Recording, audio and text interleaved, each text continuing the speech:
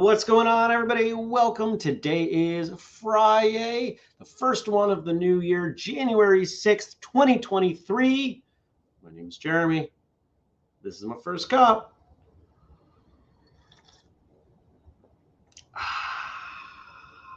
Who's out there? I want to say good morning to Liz and Frank and Dennis, who might have been trying to type first, but typed fist. Good morning, Brian. I hope everybody out there is doing well. I hope you had a great Thursday. Hope you're on track and expecting and planning for and working for a great Friday and a great weekend. And I'm excited that you're here. I'm happy to be here with you. Today should be a really good day. I've got a call with a good friend, and I have a call with a prospective client at martial arts school. And other than that, I'm just doing work. Just work. There's a comedy show I might go to tonight. Pretty sure I'm going to that. We'll see. We'll find out. Good morning, Jenny. Jenny just finished day 5. Good morning, Rebecca. Well, I am pleased to say that I didn't have to wake up at 1 a.m. to hit go on the challenge. I figured out what I needed to figure out, and all the emails are on track now. I've got some more I've got to add for the end, but everything is happening. I'll do some more work on that today. Good morning, Tommy. So Thursday, yesterday, how did that go for you? I had 8 meetings. 8 meetings. So many meetings. I had 2 meetings with the same client. Actually, I had 2 meetings with the same client 2 times. 2 different clients. Sorry, people are trying to message me right now.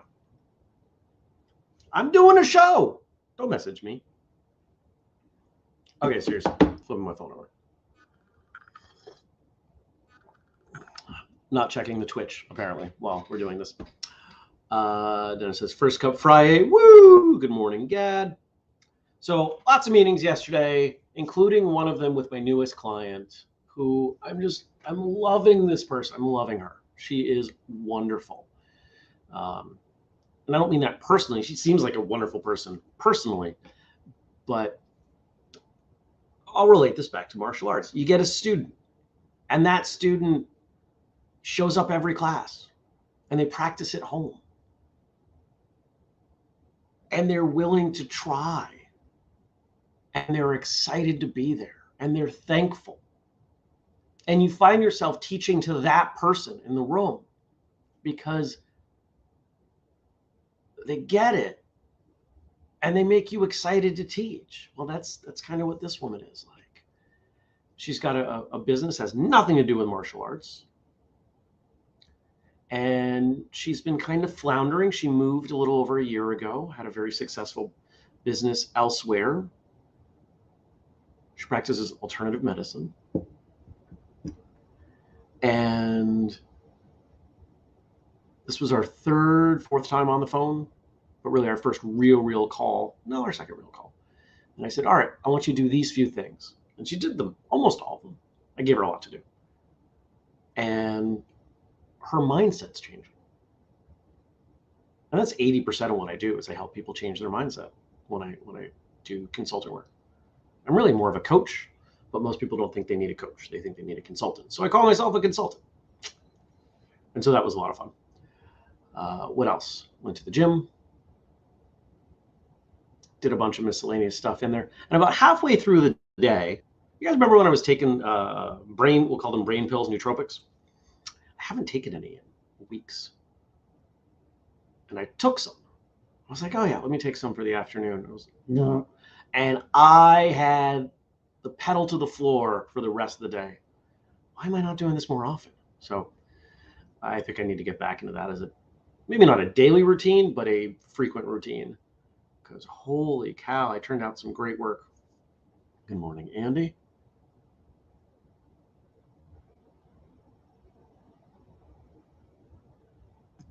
Tommy says, wow, 8 meetings. Not all of them were long meetings.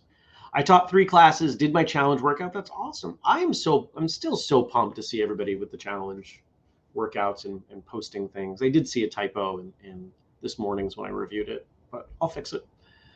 You're all the first people doing it. So thank you. Jenny says, I'm not happy with how Wednesday and Thursday's productivity went, so I'm using a lot of energy to not speak negatively to myself. Slow progress is progress. Yes. And I'll find a way to get back on track. We all come off track from time to time. It is all but impossible to get and remain on track because there's so much in the world that can derail us. And if it's something that you don't have practice avoiding derailing you, it's going to have a stronger impact. And since there will always be new and different challenges, it's inevitable. So we have to be kind to ourselves and say, you know what? I'll get this taken care of. It's okay.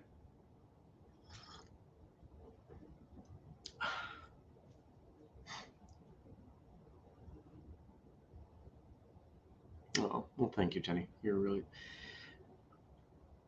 Jenny's being very kind to me, and it's making not quite blush, not blush externally. Well, maybe, but she's being very nice. Thank you. So what else is happening? What's going on this weekend? I might hike tomorrow. There are some things I really want to do around the house.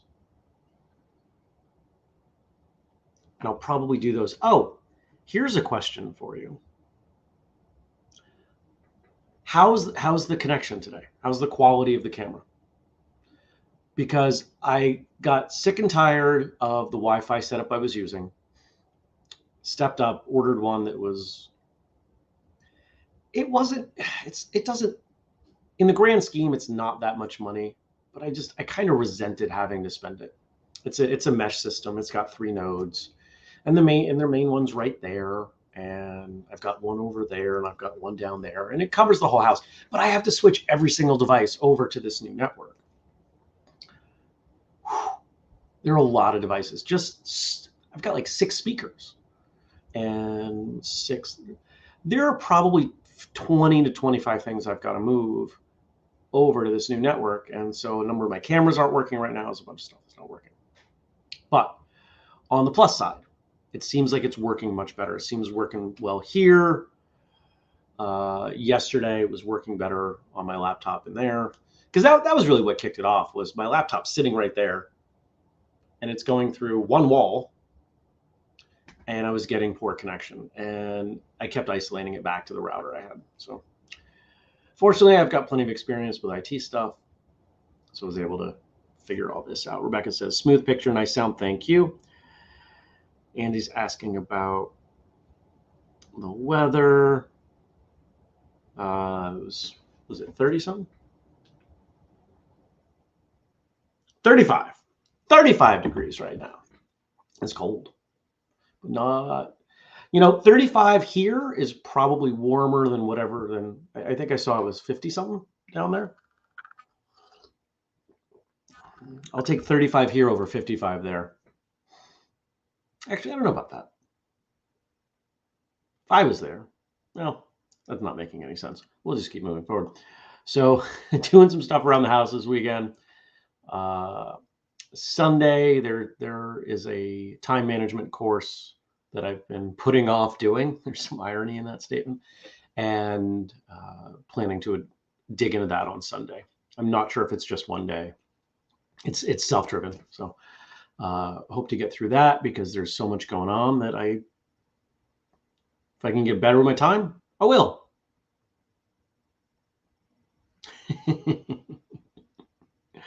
That's funny. Tommy says it's snowing there on the mountain. I'm almost out of snow here. In fact, by the time we get more snow, which I think I saw it was supposed to snow again tonight, it's almost gone, which is really silly because it's so green. The grass is so green. It blows my mind that grass doesn't really die. Oh, it's warm. Okay, we're green. I don't know how it does it, but yeah. Jenny says, putting off a time management course. But I'm looking forward to this weekend. I'm looking forward to today, even though I've got plenty of work to do. You know, I like meeting with people. I really do. I don't want any of you, especially those of you I meet with, to think otherwise. But there are two kinds of work. There's working with people, and then there's working on tasks. And oftentimes working with people leads to tasks. And if you have too many meetings, you're not getting the other stuff done. And so I've got decent balance with that. And I'll be able to get some other stuff done today. One of the biggest shifts that's happening right now in Whistlekick, I'll share this with you, and I'm going to give you a couple other things going on with Whistlekick. One of the biggest shifts is my ability to delegate and my willingness to delegate smaller things. There have been a number of smaller things over the years that I've been doing, and I take a look at them and say, you know, it only takes me 5 minutes, 10 minutes, 15 minutes a week to do this. It's going to take me an hour to delegate that to somebody else. Okay, so then it's off my plate forever. Done. That's my new attitude towards it. So what that means is you may start seeing some things that are a little bit different. And I don't even know what they are at the moment. I'm still waking up. But you may start to see some things. Oh, what's going on there? What's going on with that? What's going on with that? That's a little different. That's a little different. Here's a good example. So the 30-day challenge is going to become a template for other programs that we will roll out, some for a fee. And I will take the format I use to design it and give it to someone and say, okay, I need you to implement this now. Copy, paste, format, etc. Done. Done.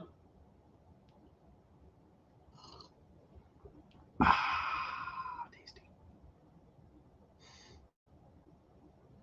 Frank says, I can't wait to see what you all think of today's jokes. You might say these jokes are the apple of my eye. Jenny says they're expecting rain and colder temps today. It will still be in the 40s instead of the single digits like the last cold snap, so I'll take it. She says, I love your foreshadowing teasers. All right, so here are a few things that are going on. First off, I scheduled, and most of you should have seen an invite. If you didn't, it's available on the Facebook page, to the Whistlekick State of the Martial Arts live stream 2 weeks from last night, it was January 19th, 9 p.m. Eastern. I've started reaching out to people in the industry, trying to get them to collaborate. So far, everybody's like, I don't know, I'm busy. Fine. Then don't, whatever. I put something up on Patreon yesterday too, talked about it a little bit. If you're a patron. I think I talked about what this live stream is going to be the other day, so I'm not going to revisit it. Other things that are going on. For some of you may remember the Whistlekick report that is back happening again. I've got somebody working with it, somebody who's like bizarrely perfectly qualified to do it, which makes me really excited. And we had a meeting yesterday, and she's already cranked through some pre-work on it. It's like, holy cow. If you don't remember the Whistlekick report, that was an effort to take data from martial arts schools and analyze it and give them back trends and actionable information. But because it sat on my plate, I wasn't able to do a good job with it. So more delegation. What's the other thing? The other thing I'm telling you, and this should happen today. I've been thinking for literally years, how do we use the podcast feed to let people know some things that are going on that aren't things they're going to want to care about in years or even weeks? We release short, separate, quote, episodes, basically commercials. So I've got a concept for that worked out. Andrew and I talked about it yesterday, day before, and should be doing the first few of those soon. For example, hey, there's going to be a live stream on this date about this thing. You should check it out. Here's where you can check it out. 60 seconds, maybe 90 seconds. I've got to look in. If we're going to do it, I want to make sure that it's long enough to count as a download. There may be a limitation there. So I want to look in and see about that. So if I've got to make them 3 to 5 minutes, I'll make them 3 to 5 minutes, whatever, but I want them to be short. And if, we go from 2 downloads a week to 7 downloads a week, we're going to see some interesting things happen with our numbers and our rankings. It's going to move us up quite a bit. Now, as you know, whenever I do something, I make sure there's always value. So don't worry. It's not just going to be a commercial. I'm going to make sure we sprinkle something in there that makes you want to listen.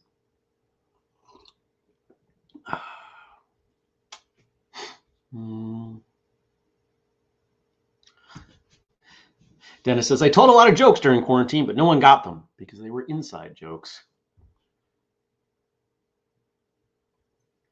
And Victor, in response to my comment about people not wanting to participate in the state of the martial arts, says, I think that speaks exactly to the state of the martial arts. Yeah, it does. I'm going to do my thing over here and then complain about what you do over there and wonder why martial arts isn't bigger. Fine. Don't be part of what we're doing.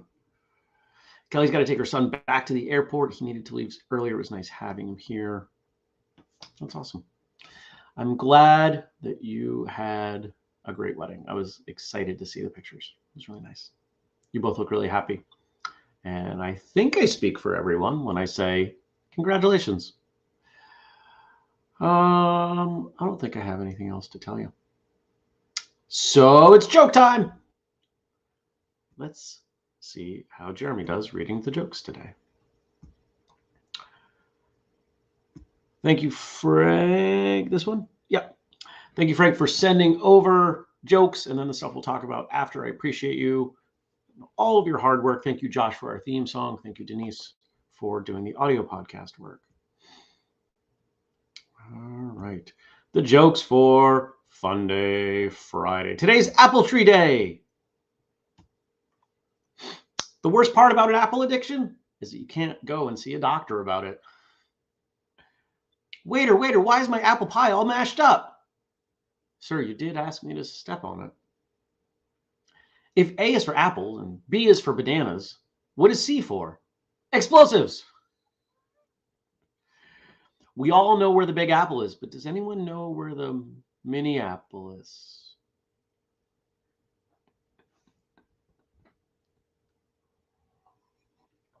An apple a day keeps the doctor away, especially if you throw it at him. They say an apple a day keeps the doctor away. I grew a whole damn orchard and still can't get rid of these medical bills. My grandma always used to say an apple a day keeps the doctor away. I don't know if that's true or just one of Granny's myths. The wordplay in these today, I love it. What's worse than biting into an apple and finding a worm? Being shot.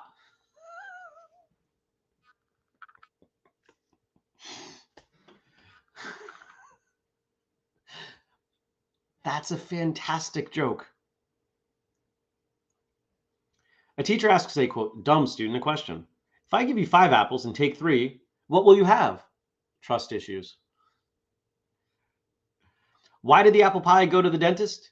Because it needed a filling. Why is it so difficult to work at an apple pie factory? Because they have such a high turnover rate. They're teaching apple juicing down the road from me, but it got canceled before I could go. It was a pressing issue. Jenny says, getting shot, literally tears in my eyes. Yeah, that was, I have to say, I'm proud of myself and how I read these. They're not always perfect, but I don't read these ahead of time. So I've got to, on the fly, figure out where the emphasis is. Once in a while, I get it right. It's worse than biting into an apple and finding a worm. Being shot. Frank's getting accolades all around. An Apple fan walks into a bar, orders the same drink as yesterday, but pays more. Okay, I didn't read that one well, but an Apple fan walks into a bar, orders the same drink as yesterday, but pays more. Apple is launching a new car, but it's still taking time. They've yet to install the windows. You are always stranded if the tire bursts in your Apple car because it has no jack. I like the play on these, the nerdy Apple company ones.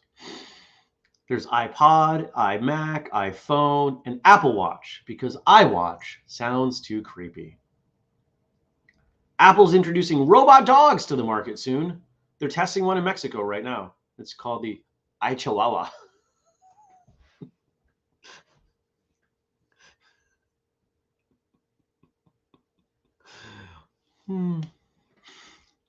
What do you call an Apple employee who gets laid off? Steve Jobless. Yeah, everybody's loving these. Nice job, Frank. I'd love for you all to keep reminding Frank that we would love to see a book of jokes for him to collect these. All right. And so we're done with that. And I'll go back here. And we stop that. And then we do this. And we do this. We go over here. And is it this one? Can I have my preview, please? Yeah, it's got to be this one then.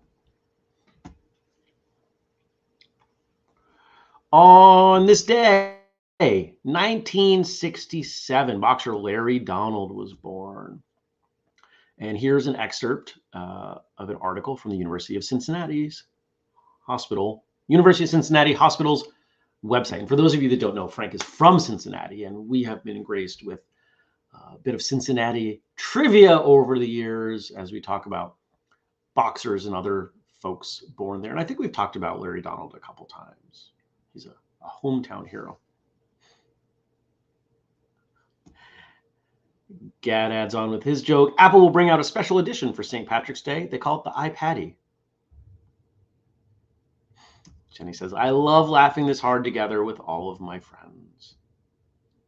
And here's a reference that I am just barely old enough to get. Tommy says, WKRP. Let's see. Dennis is going to get that. I bet Andy and Kelly get that. I was super young when my mother was watching that show.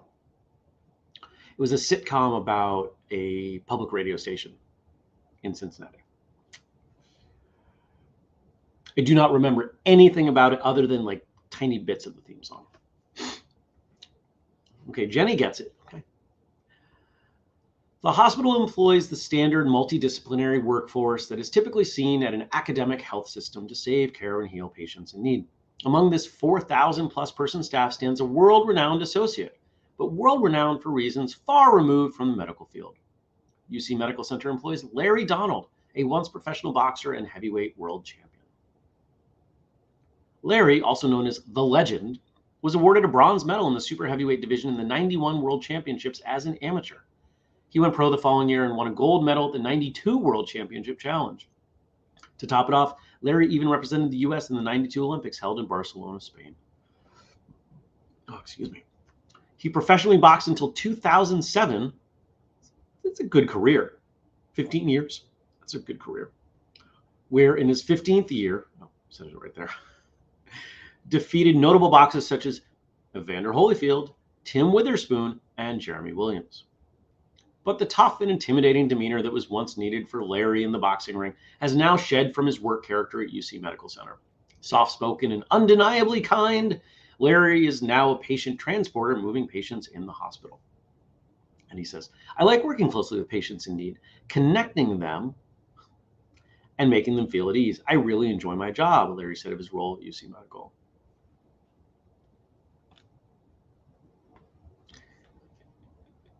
All right, I'll read those comments in a minute. His colleagues, leaders, and patients unanimously feel lucky to interact with Larry on a day-to-day basis. Oh, excuse me. Whether as a legendary boxer or a compassionate staff member at UC Medical Center, his claim to fame still rings true as the Legend. Thanks, Frank. Good stuff. All right, so there's a bunch of commentary going on about WKRP here now. Jenny says she gets it. Dennis says, I literally hear the WKRP theme song now. Liz, who I believe is our youngest in the audience right now says, I didn't get it. Sorry, guys. Oh, that's right. Lonnie Anderson was on that show. And then he says, and that doesn't make us old, just for the record. He says, Jenny, I'm old. You're only as old as you feel. Good stuff. Good stuff. So here's the thing I wanted to follow up on that article. How much do you think this boxer, Larry Donald, how much could we chalk up his demeanor, his personality, to his time boxing? Do you think he's a more compassionate, patient, relaxed person that is thriving in this environment, at least in part because of his time boxing? Can we say that martial arts helps shape our personality such that difficult situations, stressful situations, like a hospital where so many people are freaking out all the time, are a little bit less stressful? They create a little bit less anxiety. I think we can. I think there's something to that. I don't know what the numbers are. This is the type of stuff that, you know, someday when we have lots of money, I'm going to commission studies because I want answers to these questions. How many people that play pro sports have martial arts backgrounds? I know that there are times where, you know, they'll make a big deal about so-and-so playing basketball or football that has trained in martial arts, but they don't approach it from the psychological side. They approach it from the physical side. You know, it's footwork, it's flexibility, whatever. Great. But how many? Is it a higher percentage than the average population? And my guess is yes. I've seen supposed statistics that CEOs have a higher likelihood of being martial artists than the average person. I don't remember what the numbers were. But they make sense to me, and I suppose it makes sense to all of you. Martial arts, as I said it the other day to someone, is the greatest engine for personal growth I'm aware of.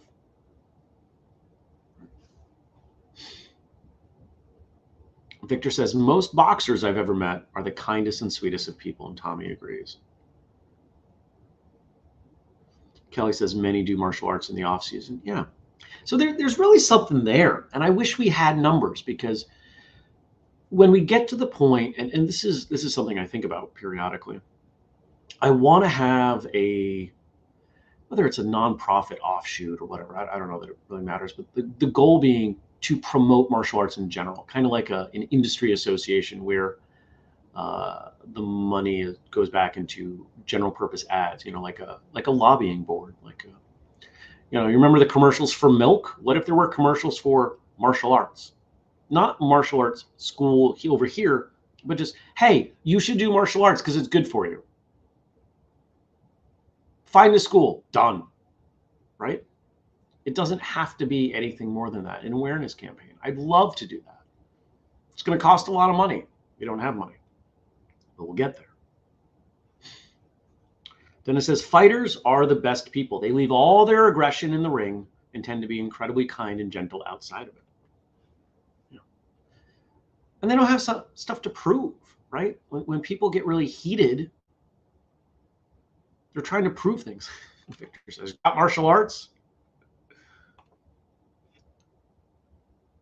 I'm somehow envisioning a Master Ken promo where he's got like a milk mustache, and I'm not quite sure why.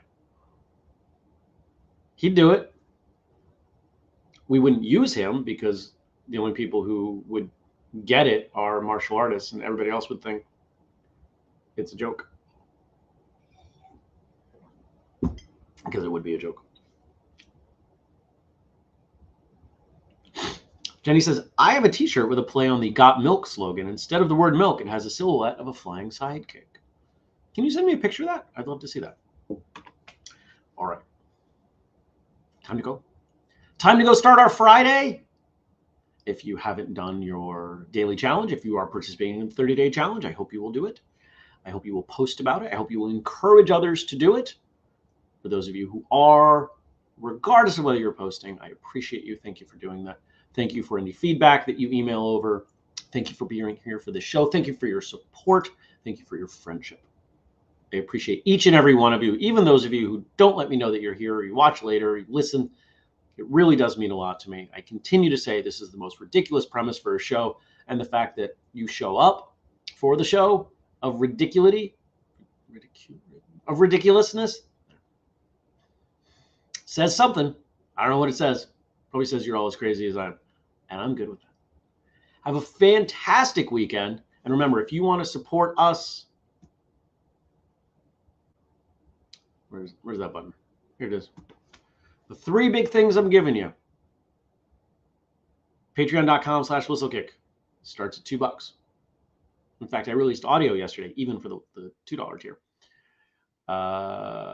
First couple in 5 to save 15% on something at whistlekick.com. And the family page, whistlekick.com/family. All the ways you can help us, as well as some exclusive behind the scenes sort of stuff right there. Thank you, everyone. And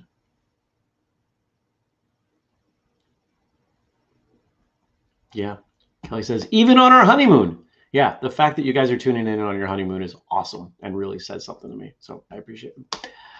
Take care, everybody. I'll see you Monday. Peace.